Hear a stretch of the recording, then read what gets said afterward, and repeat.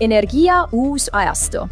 Kui maailma energia kitsaskoht Hormuzi väinas on üha suurema surve all, tegutseb üks riik selge strateegia ja kiireloomulisusega – Araabia Ühendemiraadid. Selle asemel, et lasta piirkondlikul ebastabiilsusel end piirata, kiirendab Abu Dhabi suurt strateegilist projekti. Uut naftatorujuhet, mis on mõeldud väina vältimiseks ja katkematu energiavoo tagamiseks maailmaturgudele juba järgmisel aastal.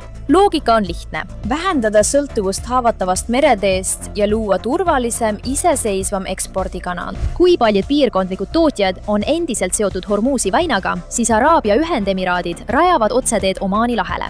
See on oluline eelis sõja, inflatsiooniriskide ja energiavarustuse ebakindluse tingimustes. Samal ajal on Abu Dhabi eemaldumine OPEC-i tootmispiirangutest võimaldanud neil püüelda peaaegu 5 miljoni barreli päevas tootmise eesmärgi poole, tugevdades oma positsiooni paindliku ja iseseisva tegijana energiasektoris.